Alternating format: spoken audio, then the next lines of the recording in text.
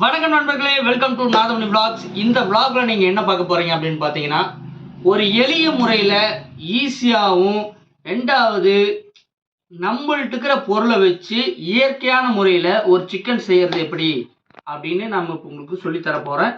சொல்லித்தர போகிறதுல செஞ்சு சாப்பிட போகிறோம். நீங்களும் அதை பார்த்துக்குங்க. என்ன அப்படின்னு பார்த்தீங்கன்னா, டுடே ஞாயிற்றுக்கிழமை. இந்த ஞாயிற்றுக்கிழமையில் நம்ம என்ன பண்ண போகிறோம் அப்படின்னு பார்த்தீங்கன்னா, சிக்கன் வறுக்க போகிறோம். சிக்கன் வறுக்கிறது என்ன, நார்மலாக வந்து இஞ்சி பூண்டு பேஸ்ட் எல்லாமே வந்து கடையிலேயே வாங்கிட்டு வந்துட்டு பெரிய வெங்காயத்தை எடுத்து ஈஸியாக கட் பண்ணிவிட்டு மிளகாய் பிச்சு போட்டு அப்படியே வறுத்து அப்படியே பொடியில் கடியெல்லாம் போட்டு அப்படியே பண்ணி எடுத்து சாப்பிடுவோம். ஆனால் இப்போ அப்படி கிடையாது. இப்போ எப்படின்னா எல்லாமே வந்து பார்த்திங்கன்னா இதில் வந்து சின்ன வெங்காயம் நம்ம வந்து உளிச்சு செஞ்சு சாப்பிட போகிறோம்.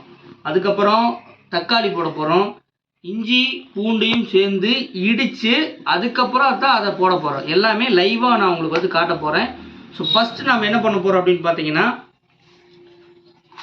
வரமிளகா நம்ம எத்தனை எடுத்துக்கணும் அப்படின்னு பார்த்தீங்கன்னா, ஒரு 10 மிளகா இருந்தால் போதும். கறி வந்து பார்த்திங்கன்னா ஒரு 100 ரூபாய்க்கு தான் கறி வாங்குறது. ஏன்னா கம்பெனி வந்து மைனஸில் போயிட்டு இருக்குது. பட்ஜெட் வந்து ரொம்ப கம்மியாக போயிட்டு இருக்குது. பட்ஜெட் இல்லாமல் நம்ம வெளியே ட்ராவல் பண்ண முடியல, பெரிய பிரச்சனையில் இருக்கிறோம். ஸோ அதெல்லாம் நம்ம வந்து ஒரு நாள் பேசலாம். அதனால் வந்து ஒரு 100 ரூபாய்க்கு தான் கறி வாங்கினது. அந்த 100 ரூபாயில் வச்சு தான் நம்ம இன்றைக்கி மாவு வந்து சாப்பாடெலாம் வைக்கல, ஏன்னா ரொம்ப லேட்டாகும் அப்படின்ட்டு. இன்றைக்கி மாவு ஆட்டின மாவு ஃப்ரிட்ஜில் இருக்கிறனால அதை வச்சு தோசை சுட்டுட்டு அதில் சாப்பிட போகிறோம். ஓகே, தோசைக்கும் இந்த சிக்கன் வறுவலுக்கும் எப்படி இருக்குது அப்படிங்கிறது பார்க்க போகிறோம். 3, 4, 5, 6, 7, 8, 9, 10 மிளகா போதும். எக்ஸ்ட்ரா ஒரு 2, 12 மிளகா தான். இந்த 12 மிளகாயும் நம்ம இப்போ என்ன பண்ண போகிறோம் அப்படின்னு பார்த்தீங்கன்னா, இந்த மேல் தொலி மட்டும் கட் பண்ண போகிறோம். மற்றபடி நம்ம 2ஆக கட் பண்ண போகிறதில்ல, மேல் தொலி மட்டும்தான் கட் பண்ண போகிறோம். அந்த மிளகாயை அப்படியே போட்டு வணக்க போகிறோம். ஈஸியான முறை. மேல் தொலி, அதாவது இந்த காம்பு மட்டும் இப்படி இதை மட்டும் கட் பண்ணி எடுத்துட்டு நாம் இதை வந்து சமைக்கிறதுக்கு பயன்படுத்த போகிறோம்.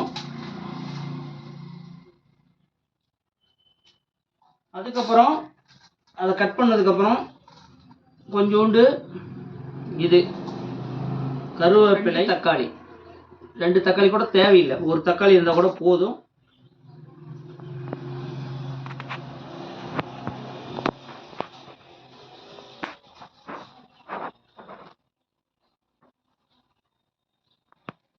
கட் பண்ண வேணும். வெங்காயம் தொளிச்சுக்கலாம். அதுக்கு முன்னாடி இந்த பூண்டை எடுத்து இந்த கல்லில் போட்டுக்கலாம். 4 பூண்டு தான், வெறும் 4 பூண்டு தான். 1, 2, 3, 4 பூண்டு இப்போ உள்ளே போட்டாச்சு. இப்போ அதுக்கப்புறம் இஞ்சி வந்து என்ன பண்ணணும் அப்படின்னு பார்த்தீங்கன்னா, இதுதான் இஞ்சி. ஸோ இந்த இஞ்சியை வந்து நம்ம வந்து கட் பண்ணிவிட்டு தோலை உரிச்சிக்கலாம். கடையிலலாம் இஞ்சி பூண்டு வாங்கினீங்கன்னா, இப்போ கடையில இதை போட்டு வாங்கணும் அப்படின்னா நம்ம வந்து அதுவே எப்போ செஞ்சாங்களோ நமக்கு தெரியாது. அதுக்காக இஞ்சி பூண்டு பேஸ்ட் வந்து நாமளே மேக் பண்ண போகிறோம்.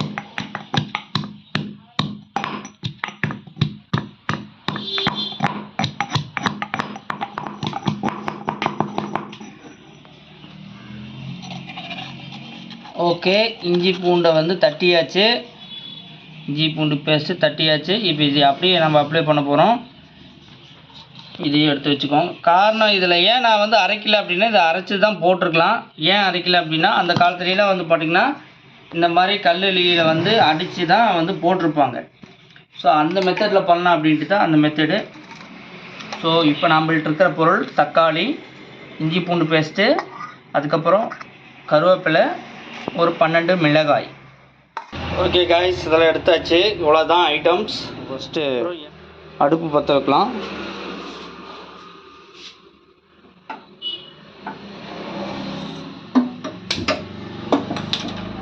அடுப்பு பற்ற வச்சுட்டு போசி வச்சுக்கலாம். கறி கம்மி தான், ஆனால் போசி தான் பெருசு. 1 கிலோ வேகிற மாதிரி போசி வச்சுக்கிறேன். அதுக்கப்புறம் எண்ணெய்,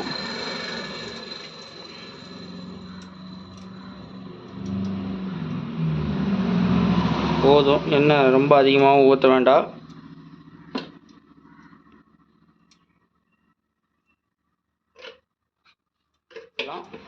இப்போ எண்ணெய் நல்லா காஞ்சிச்சு. எனக்கு கம்மியாக தான் எண்ணெய் ஊற்றிக்கிறோம். இப்போ வந்து அதுக்குள்ளே வந்து கருவேப்பிலை, அதுலேயே வந்து சின்ன வெங்காயம் தான் போட சொல்லிக்கிறேன். ஸோ சின்ன வெங்காயம் போடுங்க, அப்போ தான் ஓரளவுக்கு அந்த நாட்டு சின்ன வெங்காயம் அதோட டேஸ்ட் வரும். ஸோ இது அப்படியே லைட்டாக ஃப்ரை பண்ணிக்கலாம்.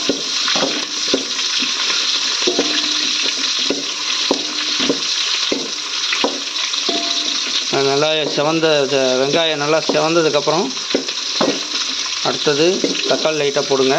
நாம் கட் பண்ண தக்காளி கருகிடக்கூடாது. அடுத்தது தக்காளி,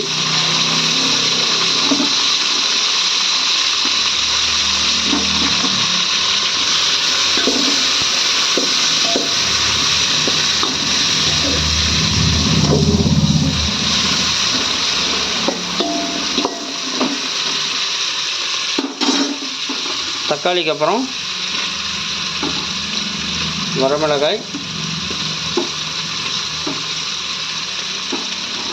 அதுக்கப்புறம் இஞ்சி பூண்டு பேஸ்ட்டு,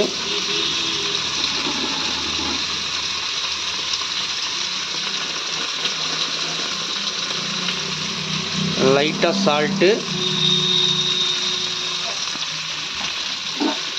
போட்டு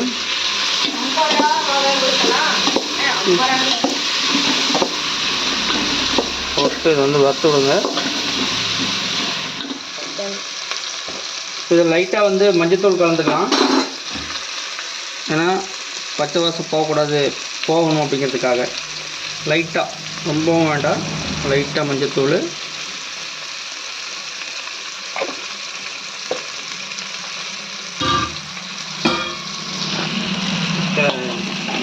வந்து பார்த்திங்கன்னா இஞ்சி பூண்டு பேஸ்ட் வந்து ஒட்டுது, ஒட்ட விடக்கூடாது. அதனால் ஓகே, நம்ம சிக்கனை இதுக்குள்ளே போட்டுடலாம்.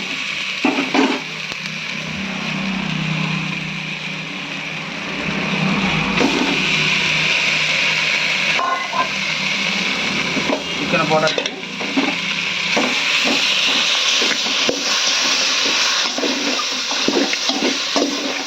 சிக்கனை போட்டு நல்லா வறுத்து விடுங்க.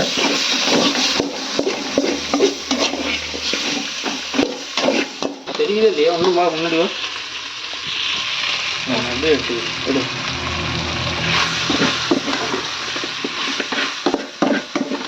இப்படி ஆகிவிட்டது.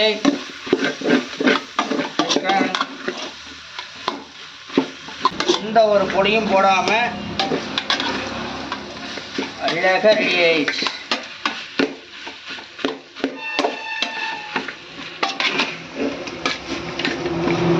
ஓகே, லைட்டாக மாப்பிள்ளை செக் பண்ணாருன்னா வேலை முடிஞ்சு. மாப்பிள்ளை லைட்டாக செக் பண்ணுங்க. மாப்பிள்ளை தோசையெல்லாம் சுட்டுட்டேன்.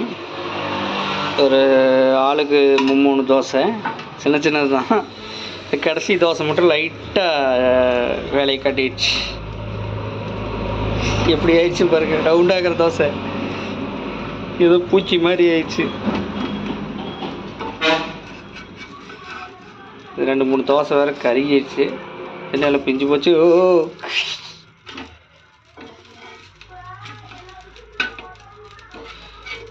தோசையே இல்லைங்க, இது ஏதோ ஒன்று.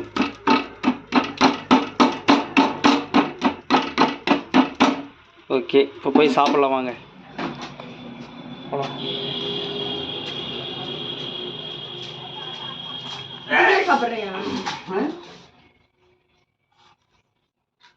இதுதான் தோசை, இப்படிதான் சுட்டுருக்குறேன். அன்னைக்கு நல்ல தோசையை கொடுத்துருவோம். போதுமாப்ல? போதுமா? வேற வேணுமா ஏதாவது? ஏன் என்னடா நல்லா இல்லையா? ஓகே, தோசையும் போட்டாச்சு. இப்போ வந்து இது வந்து குடல் கறி குழம்பு. ஸோ ஃபஸ்ட்டு குடல் கறி குழம்போட மாப்பிள்ளை சாப்பிட்டோம். சாப்பிட்டுங்க மாப்பிள்ளை.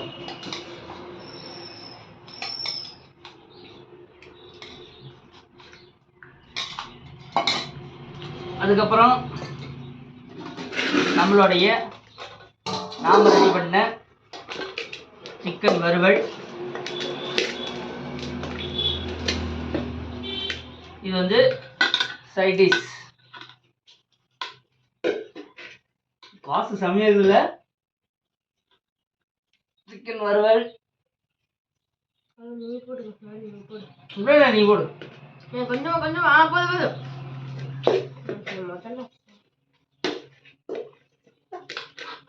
இப்ப இது எனக்கு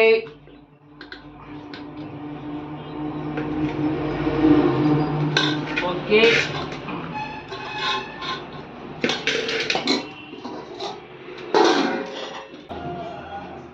வாங்க சாப்பிடலாம். ரெடி ஆயிடுச்சு. மாப்பிள்ளை இப்போ சாப்பிட்டுக்கிறான். எப்படின்னு சொல்லுவோம்.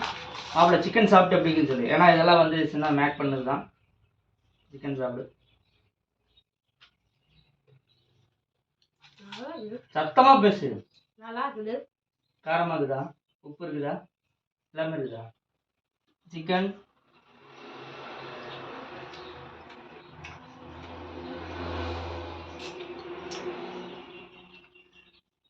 வரவரன்னு இருக்குதானா? வரவரன்னு இருக்குது. கிரேவியா இல்லை. அதை வேற குழம்பு வாங்கிட்டேன்.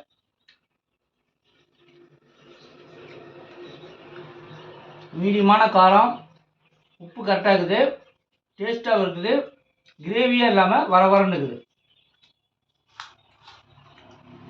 கொஞ்சம் எண்ணெயும் கொஞ்சம் தண்ணியும் சேர்த்திருந்தோம்னா கொஞ்சம் நல்லா இருந்திருக்கும். மற்றபடி சாப்பாட்டுக்கு, ரசத்துக்கு, ரசம் ஊற்றி இந்த மாதிரி குழம்பு சாப்பிட்டு தயிருக்கு இதுக்குலாம் அது கடிச்சிக்கிறதுக்கு வேறு லெவல் டேஸ்ட்டாக இருக்கும். கிரேவியில் ஸ்ப்ரே பண்ணி சூப்பராக இருக்குது. டேஸ்ட்டாக இருக்குது. நீங்கள் ட்ரை பண்ணுங்கள். ட்ரை பண்ணிவிட்டு நமக்கு கமெண்ட் பண்ணி விடுங்க. வந்து குடல் கறி குழம்பு போட்டால் லைட்டாக சாப்பிட்டு போகலாம்.